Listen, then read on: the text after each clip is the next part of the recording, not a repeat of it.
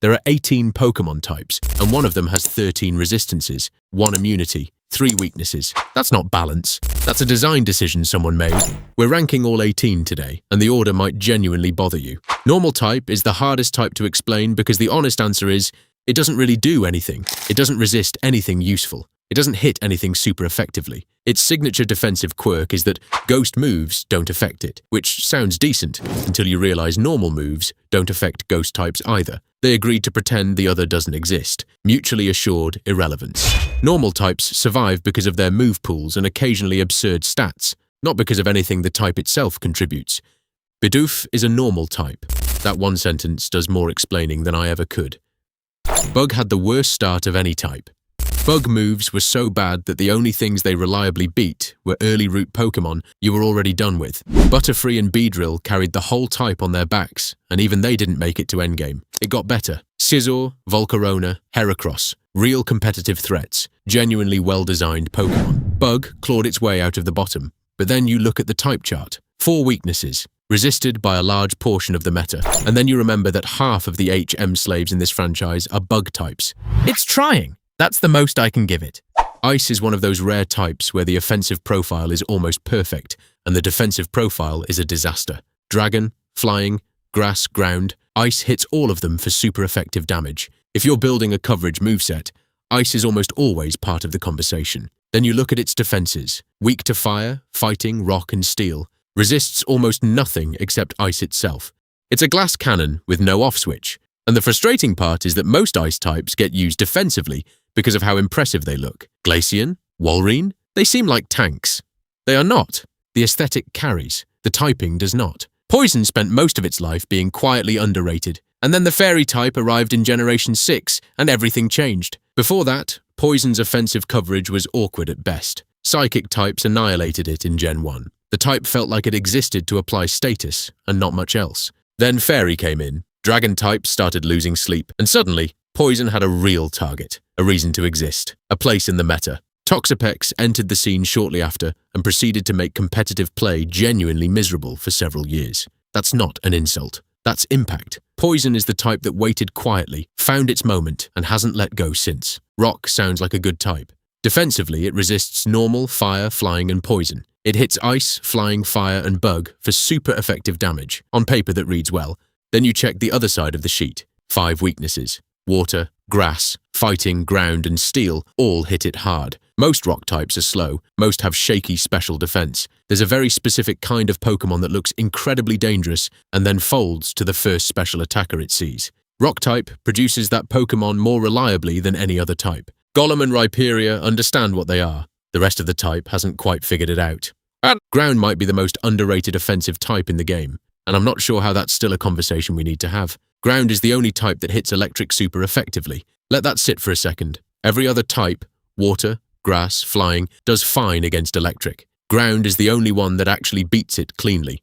That alone makes it essential. Add coverage against fire, poison, rock, and steel, and you have one of the widest offensive footprints in the entire type chart. Garchomp has basically spent 20 years being the poster child for why this type works, and it still isn't enough for people to fully respect it. The one real check is flying types and levitate users, which is a legitimate problem. But that's what the rest of your team handles. Ground does its job every single game and gets a fraction of the credit it deserves. Fighting hits normal, rock, steel, ice, and dark super effectively. That coverage is exceptional. In the current meta, dark and steel are everywhere, and fighting is one of the few types that addresses both of them cleanly. Defensively, it holds its own. Bug, rock, and dark resistance means it's not fragile in the way people assume. The reputation issue is real, though. Fighting types have always been written as the hot-headed bruisers, the type that punches first and strategizes never, which is a weird characterization for Lucario, or Urshifu, or Conkeldurr, who is running a highly specific and effective game plan at all times. The type was also genuinely bad in Generation 1, and that reputation stuck in a way it shouldn't have. Fighting deserves better than the angry gym bro archetype it got stuck with. Ghost has the most interesting defensive profile in the game, completely immune to normal and fighting moves. Against a lot of standard teams, that combination alone makes it nearly impossible to touch. Offensively, it hits Psychic and other Ghost types super effectively, which means it almost always has a relevant target. The weird thing about Ghost is that it beats itself. Ghost is super effective against Ghost, which means mirrors are volatile and weird in a way no other type matchup is. Dark also counters it, which is the obvious check, but that's a manageable weakness when the rest of your defensive profile is this clean. Gengar is one of the most iconic Pokémon in the franchise for a reason. There's a specific dark elegance to this type that nothing else captures the same way. Generation 6 introduced Fairy type, and it immediately became one of the best types in the game. Not gradually, immediately. Dragon types had been untouchable for years. The raw stats, the depth of the roster, the move coverage, they were the prestige option. And then Fairy showed up, received a complete immunity to dragon moves, and flipped the entire meta. Super effective against dragon, dark, and fighting. Weak only to steel and poison. That's a genuinely manageable defensive profile, attached to a type that erased an entire tier of dominance. Clefable, Togekiss, and Sylveon entered competitive play, and none of them have really left. If you already knew that Fairy's addition was specifically intended to break Dragon's dominance, I don't know what to tell you. At this point, subscribing is basically just a tax you pay for obscure Pokémon knowledge. Dark came into the franchise in Generation 2 for a specific purpose. Psychic types were running unchecked, and something needed to stop them. It worked. Dark hits Psychic and Ghost super effectively, and brought with it an aesthetic that players immediately responded to. Umbreon, Absol, Tyranitar, fan favorites, all of them, almost immediately. The type isn't without issues. Fighting, Bug, and Fairy all threaten it, and it can feel like there's always something checking you. But Dark has this specific energy that other types don't. The sense that it's operating outside the rules, playing the game differently. It plays dirty and doesn't apologize for it. That's a real identity. Not every type has one. 13 resistances, 1 immunity, 3 weaknesses. I want you to sit with that for a second, because that is an absurd defensive profile for any type to have. Steel is weak to fire, fighting, and ground, and that's it. Everything else either does neutral damage or bounces off. Offensively, it's not the star. Hitting Ice, Rock, and Fairy super effectively isn't the widest coverage, but it doesn't need to be, because defensively, Steel breaks the game. Skarmory, Ferrothorn, Corviknight, Aegislash. These Pokémon laugh at full teams, and in return Steel also gave us Metagross and Lucario, which are 2 of the most beloved Pokémon in franchise history. When they designed Steel, they either knew exactly what they were doing, or they didn't, and both possibilities are equally unsettling. Psychic was broken in Generation 1. Not very strong, broken. Almost no counters existed. The move pool was wide and powerful. Alakazam and Mewtwo were walking through entire teams without slowing down, and the type chart had almost no answer for it. So Generation 2 introduced Dark and Steel specifically to check it. That's how powerful it was. They built 2 entire types in response. Modern Psychic is still genuinely strong. It hits fighting and poison super effectively, the special attacker roster is deep, and it has one of the most stacked legendary lineups of any type. But that Gen 1 dominance created an expectation, an era, and the type has spent every generation since trying to recapture something it probably shouldn't have been allowed to have in the first place. It's still very capable. It's just not invincible, and for Psychic, that feels like a step backward even when it isn't. Dragon is the prestige type. High stats, famous Pokémon, iconic designs. It has always been the option that costs more and delivers more. The offensive coverage is actually narrow. Dragon only hits Dragon super effectively, which should be a problem. It isn't, because Dragon types have the best base stats in the franchise almost across the board. Dragonite, Salamence, Garchomp, Dragapult, none of them need perfect coverage, because they're just better than most things they're facing on raw numbers. Then Fairy type arrived and disrupted everything. Dragon went from untouchable to manageable, and that was genuinely necessary. The meta before Fairy was getting stale in ways most players noticed but couldn't articulate. Dragon types are still expensive to use, still fold to Fairy and Ice, and still hit harder and look better than almost anything else when they work. The reputation isn't wrong, it's just more complicated now.